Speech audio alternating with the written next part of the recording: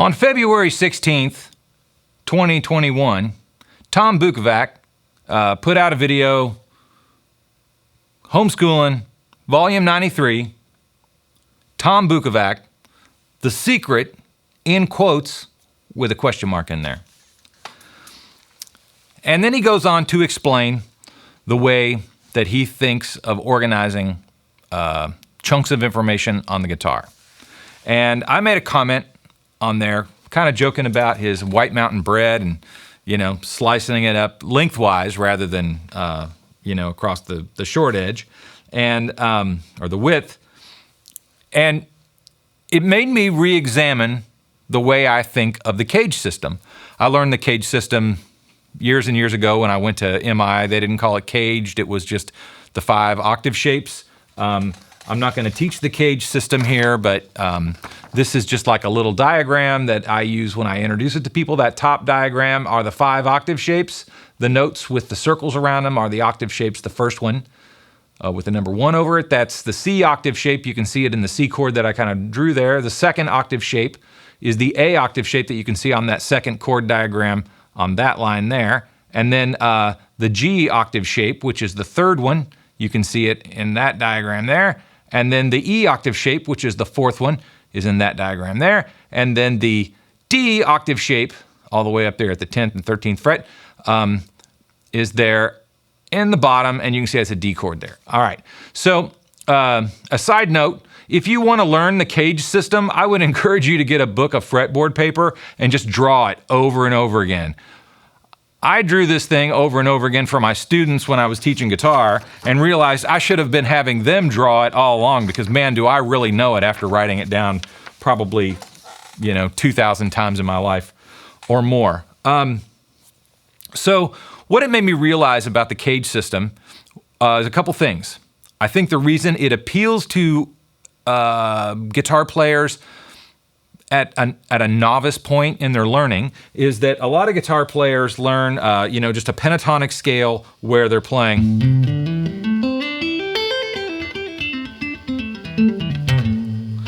You know, just playing that standard pentatonic scale. I'll set my pick down.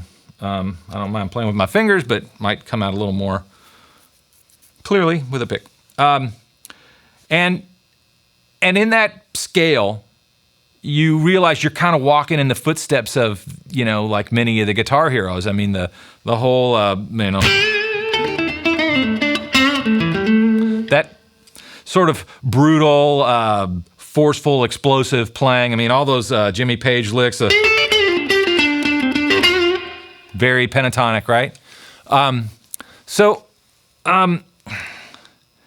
If you learn that early on and then start approaching the guitar in a more formalized way, seeing it broken up into octave shapes, realizing that pentatonic scale is based on pattern number 4, and like, oh, there's all these other patterns and I can just learn the fingerings on them, and all of that agility that I was able to learn in the E minor or the minor pentatonic shape, it's going to transfer over to that. It's a Rosetta Stone. It solves all the problems. And I mean, it kind of does. It's a really good way of cataloging the neck, you know, and like by 6 strings and say 4 frets or so. But once you start playing guitar professionally, you're not constantly playing, you know, like these giant 5-string chords, you know. It happens, but it's not really the common thing, especially if you're playing as a support player or in a band where there's other musicians around. You have to economize your part. So Tom's approach is really 3 strings by 3 chord shapes. And then it moves to the next group of 3 strings with the same, you know, the same 3 full chord shapes. And then the next 3 strings with the same 3 chord shapes.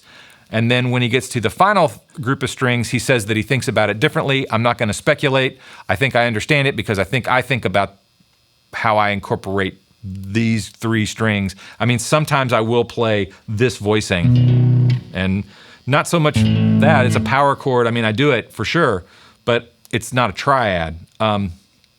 So it works a little different with the low E string. No need to get into it. So the CAGED system slices up the neck into sections like this, and then that's how you gain ownership of the information.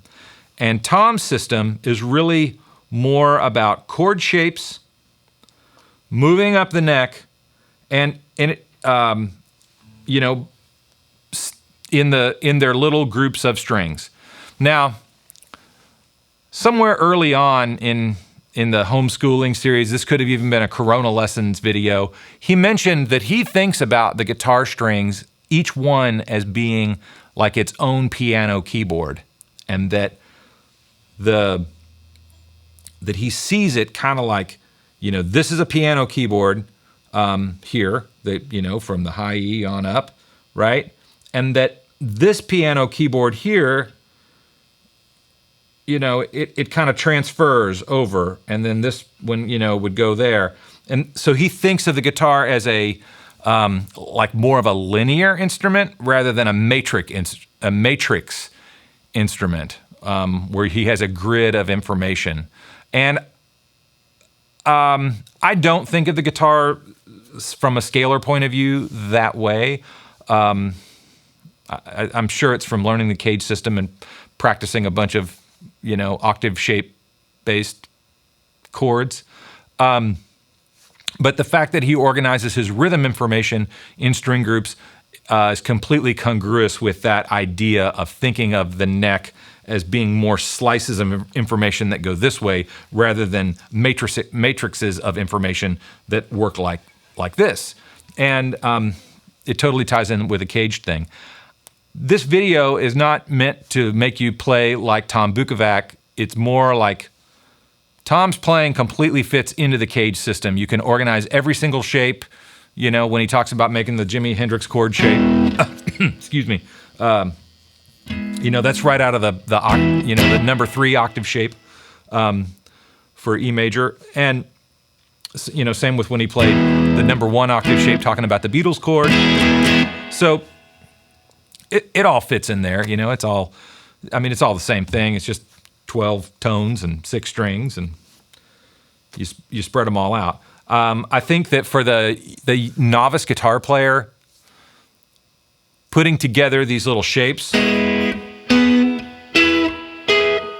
that's a real valuable thing to do. And, you know, having that all together really makes a difference, you know, when you can see these things going all the way up the neck and be able to use it for little guitar parts, you know, where you've got some kind of little, there's just always something in there. I mean, if you think about the stuff, my last video that I did was on Wind Cries Mary, and it's a bunch of little octave shape licks. He is playing full, you know.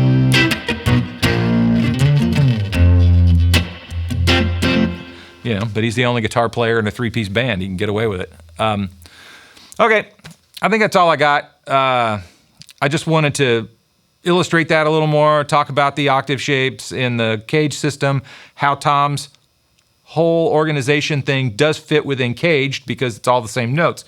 But ultimately, his thought process is more in this direction rather than being in this direction. And it's a pretty great way of looking at the neck. One thing that I did notice or realize after this video, or after his video, there in the Reelin' in the Years solo, like there's this little, I think it's either a G, and I always just thought it was clever that the guy thought of playing a 5th to keep that G string, E string thing going with the 6, you know? But that's exactly what Tom Bukovac demonstrated with E.